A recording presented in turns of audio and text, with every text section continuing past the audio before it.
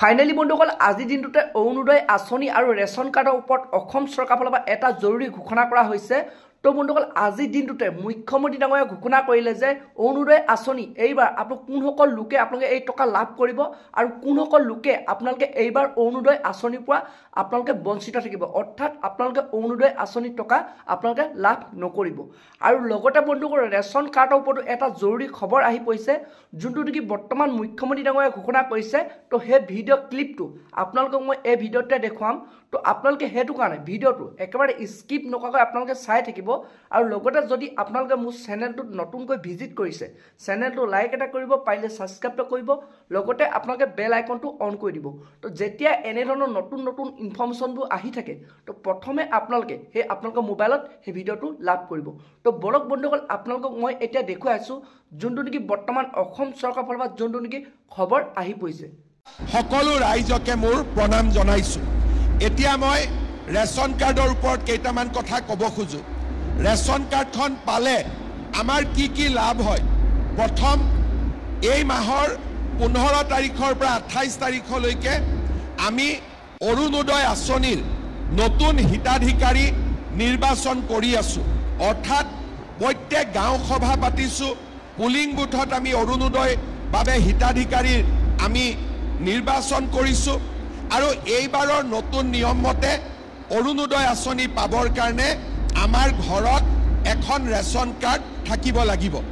এতিয়া আজি যিসকলে ৰেচন কাৰ্ড পালে তেওঁলোকে এতিয়া নিজৰ নাম অৰুণোদয় আঁচনিৰ বাবে গাঁও সভাত তেওঁলোকে দিব পাৰিব। যদি ৰেচন কাৰ্ড নাথাকিলেহেঁতেন তেওঁলোকে অৰুণোদয় আঁচনি নাপালেহেঁতেন। সেইকাৰণে আমি ততাতৈয়াকৈ যিসকলৰ ৰেচন কাৰ্ড নাই তেওঁলোকক আমি ৰেচন কাৰ্ড দিয়াৰ ব্যৱস্থা কৰিলোঁ। এতিয়া ৰেচন কাৰ্ডখন পালে অৰুণোদয় পোৱাৰ ৰাস্তা মুকলি হয়। লগতে ৰেচন কাৰ্ডখন পোৱাৰ লগে লগে প্ৰধানমন্ত্ৰীৰ আয়ুষ্মান ভাৰত, মুখ্যমন্ত্ৰীৰ আয়ুষ্মান অসম, এই দুটা আঁচনিৰ জৰিয়তে আমি মেডিকেল কলেজ, নাৰ্ছিং হোমত চিকিৎসাৰ বাবে বছৰি 5 লাখ টকালৈকে আমি বিনামূলীয়া চিকিৎসা পাব পাৰোঁ। আমাৰ ঘৰত যদি আয়ুষ্মান ভাৰতৰ কাৰ্ডখন নাই, তথাপিতো হস্পিটেলত যদি আমি ৰেচন কাৰ্ডখন দেখুৱাওঁ, ৰেচন কাৰ্ডখন দেখুৱালেই বছৰি 5 লাখ টকালৈকে আমি বিনামূলীয়া চিকিৎসা এটা এটা পৰিয়ালে আমি লাভ কৰিব পাৰিম। তাৰমানে আপোনালোকে চিন্তা কৰক যে আজি আমি অসমত 2,50 লাখ ব্যক্তিক আমি ৰেচন কাৰ্ড দিছোঁ। আৰু সকলোৱে যদি বছৰি 1 লাখ টকাৰো মেডিকেলত ট্ৰিটমেণ্ট কৰে, তেতিয়াহ'লে চৰকাৰে কিমান টকা মেডিকেলত দিব লাগিব? 2,500 কোটি টকা। আৰু ৰেচন কাৰ্ডখন হাতত থকা মানে কি, যে আপোনালোকে বেমাৰ আজাৰ হ'লে 5 লাখ টকালৈকে চিন্তা কৰিব নালাগে। আগতে ৰেচন কাৰ্ডত অকল আমি চাউল পাইছিলোঁ, কিন্তু এতিয়া আমি ৰেচন কাৰ্ডত অৰুণোদয় পালোঁ।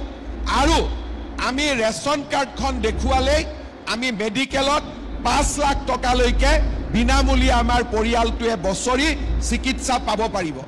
ইয়াৰ পিছত ৰেচন কাৰ্ডখনৰ লাভ কি? আমি সকলো কথাতে গাঁওবুঢ়াৰ চাৰ্টিফিকেট ল'ব লাগে, মৌজাদাৰৰ চাৰ্টিফিকেট ল'ব লাগে। কিন্তু ৰেচন কাৰ্ডখন হাতত থকা মানে এইটো প্ৰমাণ হয় যে মোৰ বাৰ্ষিক উপাৰ্জন 4 লাখ টকাতকৈ কম।